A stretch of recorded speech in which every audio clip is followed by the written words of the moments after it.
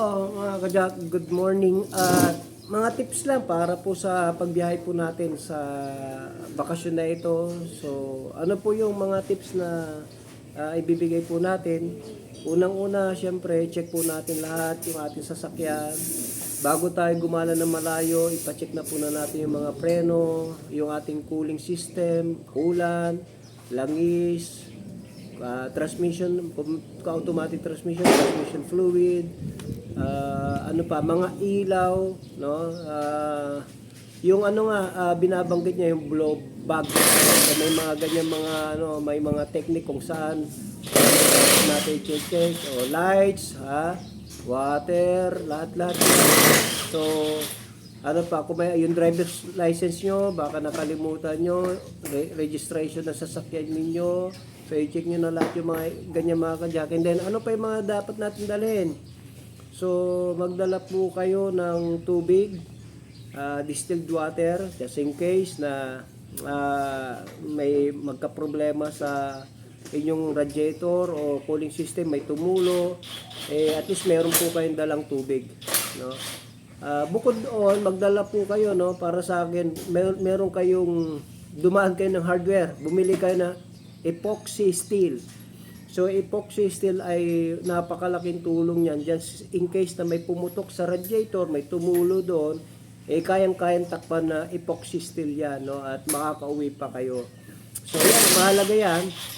Epoxy steel, tapos tubig, ano pa, yung mga spare na pinagpalitan nyo, especially yung mga belt, no? Halimbawa, magpapalit na kayo ng belt, meron kayo laging spare.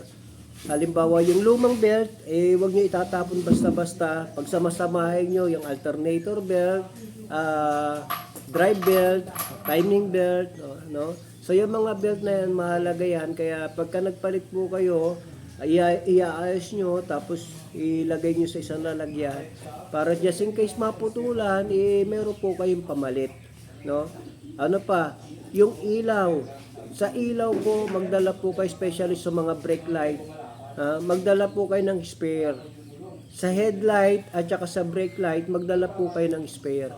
Yan i-advise ko lang po sa inyo kasi mga karanasan ko na yan habang katagalan na nagdadrive po ako, no? Bigla akong nasita sa expressway, wala pala akong brake light. So ang brake light pagka wala, ang tawag diyan ay lack of accessories. Ang fine ay almost 3,000 ata, no, hindi ako nagkakamali. So mahal ang fine. Tapos may seminar pa. So anyway, dala po kayo ng mga spare ng mga light, mga bulb. Diyan sa inyong tinatawag na headlight, at least meron kayong isang spare. Sa mga brake light, sa signal light, magdala po kayo ng mga kajak, napakahalaga niyan.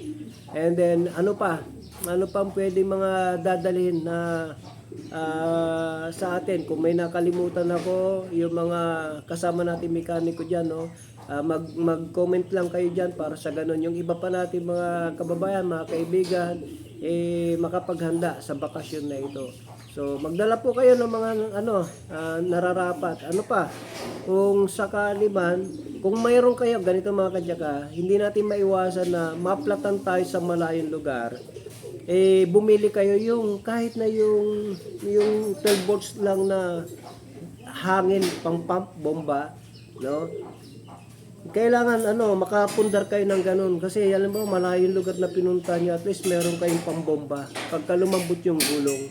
At least kahit papaano madala niyo yan sa shop, no? Kasi napakahalaga niyon. Kasi ganito, meron akong spare. Paano yung spare nyo at hindi nyo chinek, kailangan i-check nyo rin kung nasa tamang sukat o kaya nagbabawas ng hangin. Baka mamaya maplatan kayo, kukunin nyo yung spare nyo, ganun din, sira din po yung inyong tinatawag na reserva, no? Flat din. So pagka babiyahe yan, tandaan nyo rin yan, yung spare tire ninyo, i-check nyo na, no? Baka mamaya flat din yan. And then ano pa, nag-iisip pa ako ng pwedeng dalhin. Siguro magdala rin kayo ng spare na langis, no? Kahit 1 litro lang. Yung brake fluid pala mga kajak, no? Mahalaga din. Yung brake fluid, kasi makaranasan ko na ito kaya gusto ko i-share sa inyo. Lumusot yung aking manual lang sasakyan ko noon, yung secondary. So lumusot yung secondary ko. So ako kasi kaya kong iuwi yun kahit na wala akong secondary clutch. So nilalagay ko lang yun sa primera, pumapasok yan sa segunda kahit na wala kang clutch, no? Pero bibihira yan na kailangan may karanasan ka. Pero anyway, ganito, kung maaari lang manual ang sasakyan nyo, magdala kayo ng spare ng parts ng secondary clutch. Yan. Secondary clutch kasi bihira naman masira yung primary. Kung meron kayong budget, ibilihan nyo na rin. Primary clutch at saka secondary clutch. Kung manual yung sasakyan ninyo, magdala kayo ng spare noon. Tapos magdala kayo ng kahit na 500 ml na brake fluid na spare o na isang 500 fluid na Preston para maitabi nyo rin. Just in case na masiraan kayo ng clutch at saka yung preno, meron kayong brake master, no? Tapos i-check nyo yung mga preno nyo, baka may mga tagas mga kagaka, mga brake pad. So marami ko consider, kaya kung maaari lang, bago kayo bumiyahe, para pag wala kayong alam, dalhin nyo po sa kakilala nyo mekaniko, sa trusted na talyer na pinupuntahan nyo para mapacheck lahat. And then hingi kayo ng advice kung ano yung mga dadalhin nyo. So anyway mga kajak, yan, binanggit ko na yung mga advice natin, kung ano yung mga dadalhin. Sana nakatulong sa atin yung mga bagay na yun. Kung meron pa ako nakalimutan, yung mga kapwa ko mekaniko, just let us know, no? Ba may nakalimutan pa ako, paki-comment na lang dyan para yung iba ay makatulong din sa kanila. Jaco Porto Soto Care, the shop that cares for your car. God bless you.